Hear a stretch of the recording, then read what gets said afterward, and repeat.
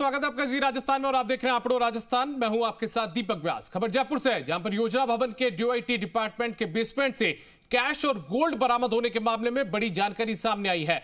गिरफ्तार store incharge Ved Prakash Yadav ने अलमारी की चाबी देने में आनाकानी की थी, लेकिन जयपुर पुलिस की सख्ती और पर्याप्त सबूत होने के बाद पूरा सच उसने कबूला। दरअसल स्टोर शाखा का इंचार्ज होने के चलते वेद प्रकाश यादव पर परचेजिंग कमेटी का सदस्य था। फर्म्स को टेंडर दिलवाने के एवज में 2% का कमीशन ये लेता था। वहीं झोटवाड़ा स्थित वेद प्रकाश यादव के आवास पर हुई सर्च में प्लॉट्स के दस्तावेज मिले हैं, जिसमें वेद प्रकाश के नाम पार्थनगर जगतपुरा में जेडीए पट्टे का 252 मीटर का भूखंड, फागी रोड पर खुद के और पत्नी के नाम पर 2 प्लॉट, कालवा रोड पर सुशांत सिटी में पत्नी के नाम भूखंड और अन्य प्लॉट के दस्तावेज मिले हैं। साथ ही 2,31,49,500 नगद और सोने का बिस्किट बरामद हुआ था। डीओआईटी के बेसमेंट में रखी वेद प्रकाश की अलमारी से बच्चों की उच्च शिक्षा पर वेद प्रकाश ने बड़ी धनराशि खर्च की, जिसके कारण आय से अधिक संपत्ति का मुकदमा भी पूरे मामले में दर्ज होगा। वहीं वेद प्रकाश ने एसीबी को बताया कि टेंडर्स के कमीशन का पैसा उसे मिलता था, जो पैसा उसे अपने रूम के पास बेसमेंट की अलमारी को प्राइवेट लॉकर बनाकर इस्तेमाल करता था। वेद प्रकाश ने बताया कि इस अलमारी में कैश और गोल्ड रखना उसे ज्यादा सुरक्षित लगता था।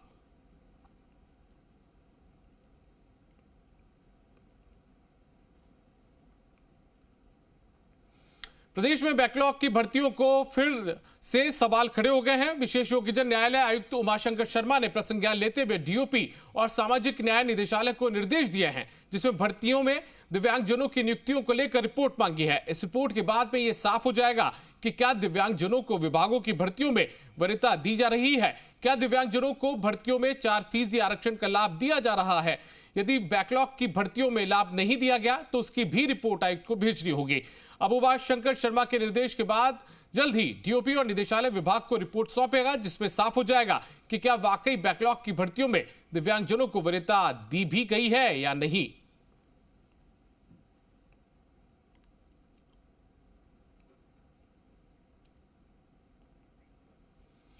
डूंगरपुर जिले की दोवड़ा पंचायत समिति की ग्राम पंचायत सत्तू में मनरेगा कार्यों के भुगतान में गड़बड़ी का मामला सामने आया है।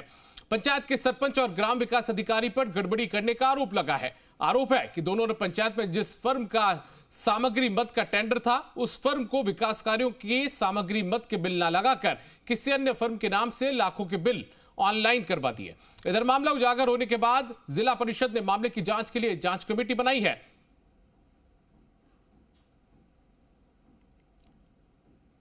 अन्य कार्यों में मैंने माल की पूरी सप्लाई करी है। इसके बाद मुझे ज्ञात हुआ कि इन्होंने किसी अन्य फर्म के नाम से बिल चढ़ा दिए, जिसके बारे में मैंने विकास अधिकारी जी को बताया कि कार्य के लिए माल सप्लाई मैंने किया है, मुझे मेरा भुगतान आप दिलाने की शिकायत प्राप्त हुई है, जिसमें कोई टेंडर की गड़बड़ी और सामग्री सप्लाई की गड़बड़ी के संबंध में कोई जानकारी दी गई है। तो शिकायत पर एक से नरेगा, ये नरेगा और पीओ अकाउंट्स की कमेटी का गठन किया गया है और जांच रिपोर्ट चाहिए गई है। जांच रिपोर्ट के आधार पर ही जो भी दोषी होगा उसके विरुद्ध नियमानुसार कार्रवाई अमल में लाएगी। जयपुर पुलिस का विशेष अभियान शुरू हुआ है। राजधानी में लगातार बढ़ती हुई वाहन चोरी की वारदातों को लेकर पुलिस ने विशेष अभियान शुरू किया है। Additional police commissioner Kailash Vishnoi के सुपरविजन में यह अभियान चलाया गया। अभियान के तहत सुबह से अब तक 1000 से ज्यादा पुलिसकर्मियों की टीम सर्च में जुटी है। वाहन चोरों के सभी संभावित ठिकानों पर सर्च किया जा रहा है और 300 से अधिक अपराधियों को गिरफ्तार किया जा चुका है। पुलिस को इस दौरान बड़ी तादाद में चोरी के वाहन भी मिले हैं।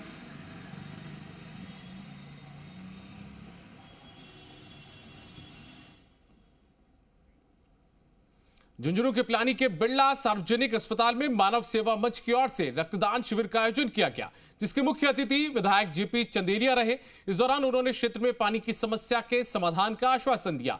उन्होंने बताया कि क्षेत्र की स्थितियों को देखते हुए मंडरेला से कुंभाराम लिफ्ट परियोजना के तहत पिलानी कस्बे के लिए आरक्षित 60 लाख लीटर पानी प्रतिदिन की सप्लाई के लिए प्लान बनाकर सीएम और मंत्री के पास पहुंचा दिया है, जिसकी मंजूरी मिलने पर पिलानी कस्बे की समस्या का समाधान हो जाएगा।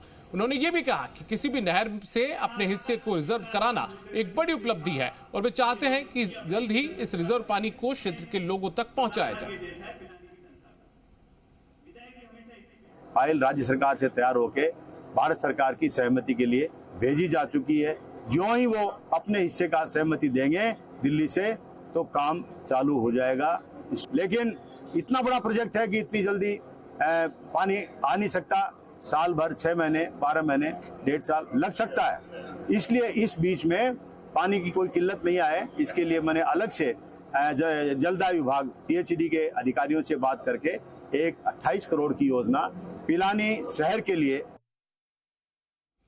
सीकर के फतेहपुर में चूरू रामगढ़ मार्ग पर 2 ट्रकों की भिड़ंत हो गई, जिसके बाद नारियल से भरा ट्रक असंतुलित होकर पुलिया की रेलिंग तोड़ते हुए नीचे आ गिरा और नारियल बिखर गए। गनीमत रही कि हादसे में किसी को चोट नहीं आई। जानकारी के मुताबिक बीती रात एक नारियल से भरे ट्रक और तूड़ी से भरे मिनी ट्रक की मामूली भिड़ंत हो गई, जिससे नारियल से भरा ट्रक असंतुलित होते हुए पुलिया की रेलिंग तोड़ते हुए पलट गया। सूचना मिलने पर पुलिस ने भी मौके पर पहुंचकर जानकारी ली।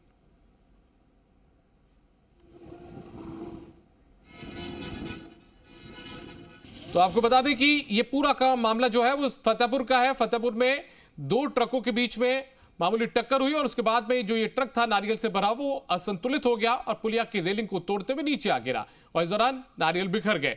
गनीमत इस बात को लेकर है कि हादसे में किसी को चोट नहीं आई है और ये बीती रात का पूरा मामला है।